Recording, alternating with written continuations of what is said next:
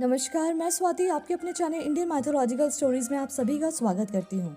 आज आपको विष्णु पुराण के पहले भाग का 20वां अध्याय सुनाने जा रही हूँ। 19वें अध्याय में हमने सुना था प्रहलाद कृत भगवत गुण वर्णन और प्रहलाद की रक्षा के लिए भगवान का सुदर्शन चक्र को भेजना।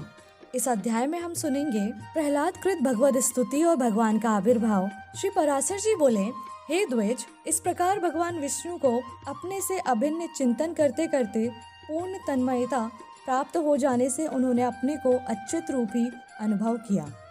वे अपने आप को भूल गए। उस समय उन्हें श्री विष्णु भगवान के अतिरिक्त और कुछ भी प्रतीत न होता था। बस केवल यही भावना चित्त में थी कि मैं ही अव्यय और अनंत परमात्मा हूँ। उस भावना के योग से वे क्षीण पाप हो गए और उनके शुद्ध अंतःकरण में ज्ञान स्वरूप अच्युत श्री विष्णु भगवान विराजमान हुए। हे मैत्रेय, इस प्रकार योग बल से असुर प्रहलाद जी के विष्णुमय हो जाने पर उनके विचलित होने से वे नागपाश एक क्षण में ही टूट गए।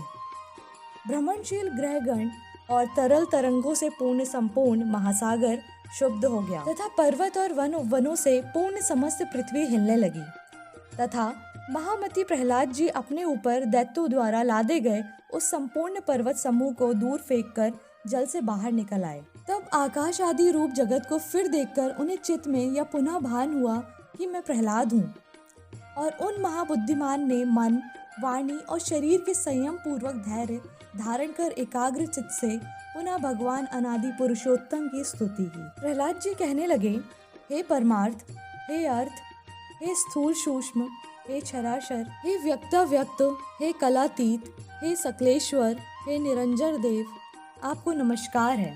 हे गुणों को अनुरंजित करने वाले, हे गुणाधार, हे निर्गुण आत्मा, हे गुणास्थित, हे मूर्त और अमूर्त रूप महामूर्तिमन, हे सूक्ष्म मूर्ते, हे प्रकाशा प्रकाश स्वरूप, हे विकराल और सुंदर रूप, हे विद्या और अविद्या अच्युत, हे सत उस जगत के उद्भव स्थान और सत जगत के पालक, हे नित्यानित्य प्रपंचात्मन, हे प्रपंच से पृथक रहने वाले, हे ज्ञानियों के आश्रय रूप, हे एकानेक आदिकरण वासुदेव, जो स्थूल सूक्ष्म रूप और स्फुट प्रकाश में हैं, जो अधिष्ठान रूप से सर्वभूत स्वरूप तदापि वस्तुतः संपूर्ण भूतादि से परे हैं, विश्व के कारण ना होने पर भी जिनसे यह समस्त विश्व उत्पन्न हुआ है, उन पुरुषोत्तम भगवान को नमस्कार है। श्री पराशर जी बोले, उनके इस प्रकार तन्मयता पूर्वक स्तुति करने पर पीताम्बरधारी देवादिदेव भगवान हरि प्रकट हुए। हे द्विज, उन्हें सहसा प्रकट हुए देख वे खड़े हो गए और गदगद वाणी से विष्णु भगवान को नमस्कार है, विष्णु भगवान को नमस्कार है, ऐसा बारंबार कहने लगे। प्रहलाद जी बोले, हे शरणागत दुखारी श्री केशव देव, प्रसन्न होइए।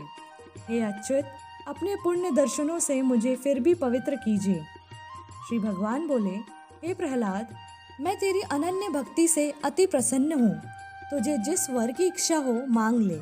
प्रहलाद जी बोले, हे नाथ, सहस्त्रों योनियों में से मैं जिसमें भी जाऊँ उसी में हे अच्युत, आप में मेरी सर्वदा अक्षुण्ण भक्ति रहे।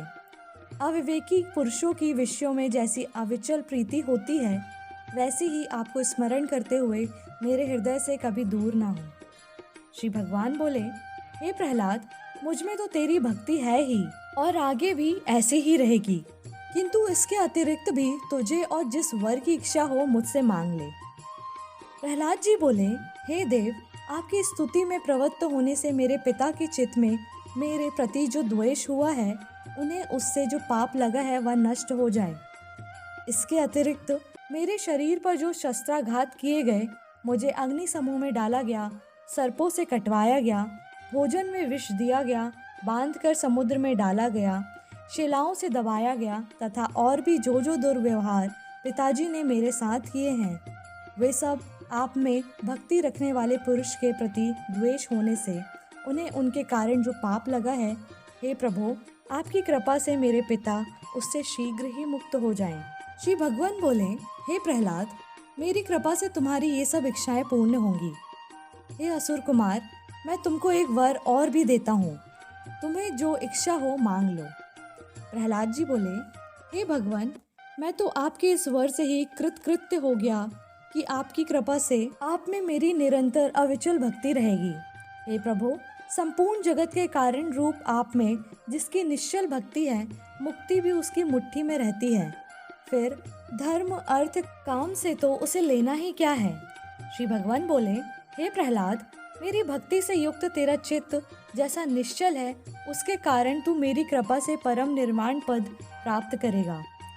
श्री पराशर जी बोले, हे मैत्रेय, ऐसा क्या भगवान उनके देखते देखते अंतर्ध्यान हो गए और उन्होंने भी फिर आकर अपने पिता के चरणों की वंदना की।